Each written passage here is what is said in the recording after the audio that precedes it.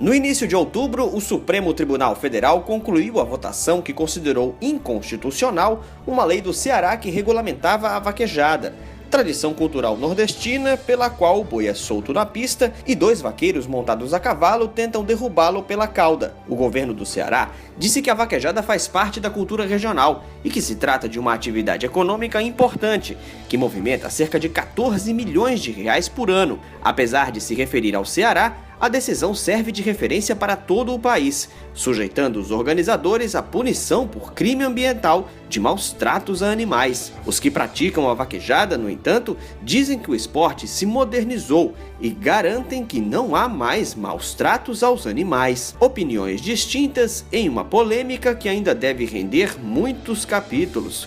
Por isso, a vaquejada está em discussão.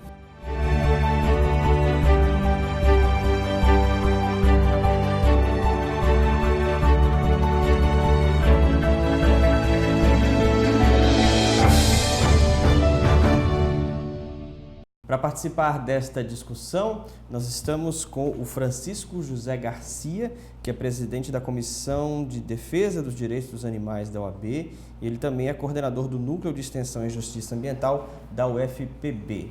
A gente também está com a Paula Fracinetti, que é vice-presidente da APAN, Associação Paraibana Amigos da Natureza, e também o Walter Trigueiro Júnior, ele que é presidente da Associação de Vaqueiros Amadores da Paraíba e também é membro da Confederação da Vaquejada do Brasil. Sejam todos muito bem-vindos. A gente vai colocar todos os lados dessa questão para que as pessoas em casa possam tomar a decisão delas. Primeiro, eu queria definir para quem está em casa o que é a vaquejada. Eu queria que o Walter explicasse as regras do jogo, para que as pessoas possam compreender como é que funciona uma vaquejada na prática. Primeiramente, eu queria agradecer o convite, a satisfação, nós que fazemos parte da vaquejada, da Federação Paraibana, da Confederação e da Associação. Está nesse momento discutindo esse tema tão polêmico que está em evidência em todo o Brasil. A vaquejada é um esporte que se desenvolveu durante desenvolvimento do Nordeste.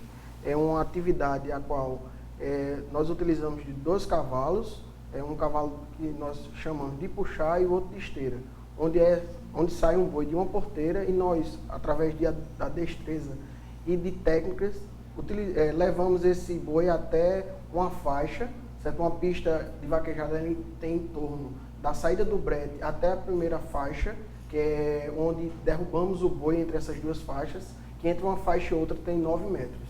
Então, o vaqueiro tem que utilizar da destreza, da habilidade, com o movimento que o cavalo faz na hora da puxada do boi, e o boi ele cai entre essas 2 faixas. E o boi só é válido para a pontuação quando ele cai na faixa e mostra as 4 patas. Para um juiz que está no final... 4 patas para cima. Exato. Tem um juiz no final da pista que ele julga valeu boi ou 0 boi. 0 boi é quando o boi não cai para ponto. E valeu boi quando o boi cai e mostra as 4 patas para o juiz oficial. Quantas vezes um boi é colocado na pista em cada rodada, digamos assim, que a gente chama? Numa corrida, geralmente em torno de 2, 3 vezes um boi ele corre.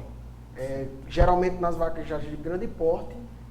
Hoje estamos utilizando de um meio o meio utilizado é um protetor de cauda, que isso possibilita o boi correr até 3 vezes e logo em seguida ele é apartado, separado e vem outra boiada para ser utilizada. Ok. Vamos agora para a parte jurídica da questão. O STF veio com uma manifestação dizendo que ela não pode acontecer da forma como ela existe atualmente. Como é que surgiu essa polêmica e como é que foi essa votação? Na verdade, Rafael, ela decorreu da Lei 15.299 de 2013 do Estado do Ceará, que erigiu a vaquejada à categoria de atividade esportiva. Então, o Ministério Público Federal ingressou com a ADIM, uma ação direta de inconstitucionalidade, a de número 4983, no STF, Supremo Tribunal Federal, que é o guardião da Constituição.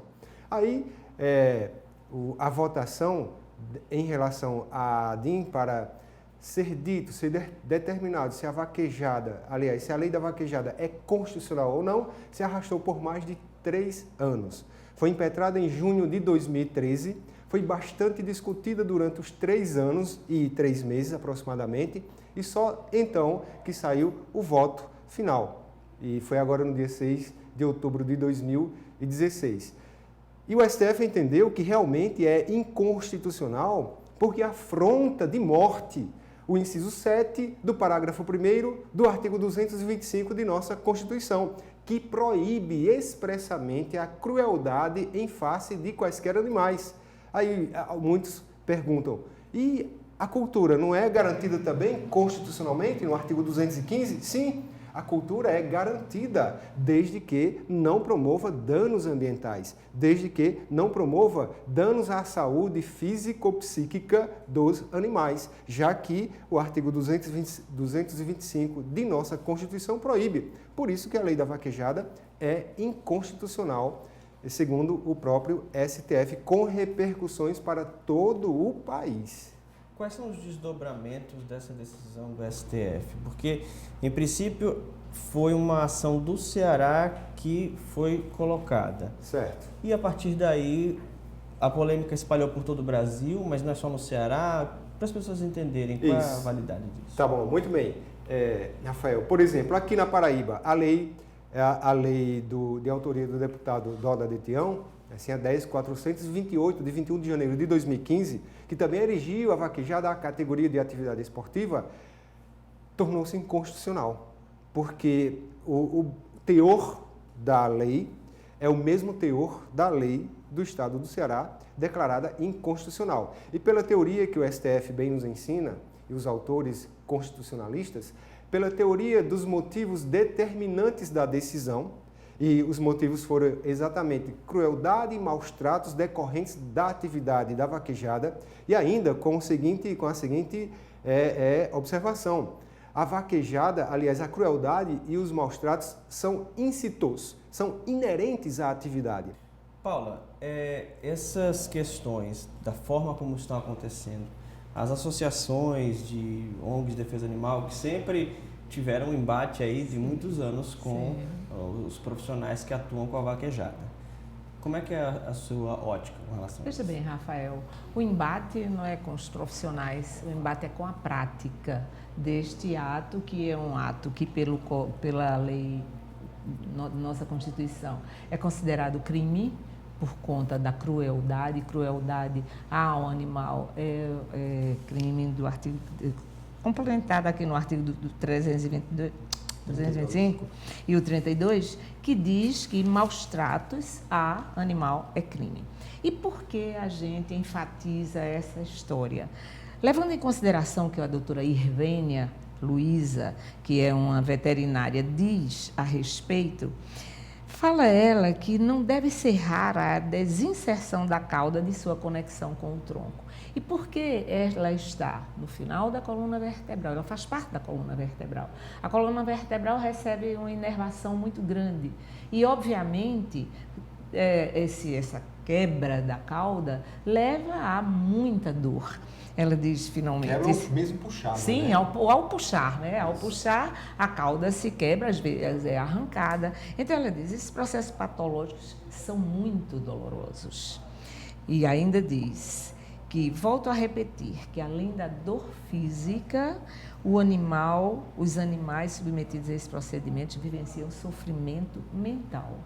Então, eu considero que nós somos, todos nós sabemos, o ápice da criação, ou da criação de Deus, ou da evolução. Ou seja, somos os únicos seres vivos capazes de decidir as nossas ações dentro deste planeta.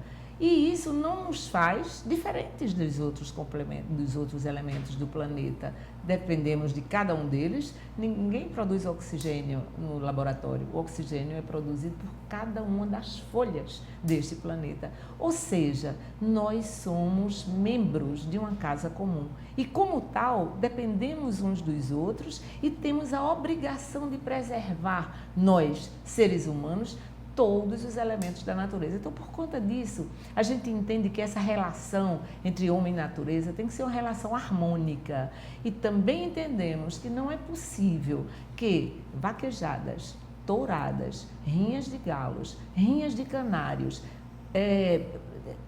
tirar sangue de animal possa ser um esporte que leve ao prazer e ao ganho pecuniário, que a gente sabe muito bem disso. Entendemos dessa forma. A gente vai ter que dar um intervalo, mas daqui a pouco eu vou querer a opinião do Walter sobre tudo que foi dito aqui até agora e aí a gente vai dar andamento a este tema. Fique com a gente, porque aqui tem discussão.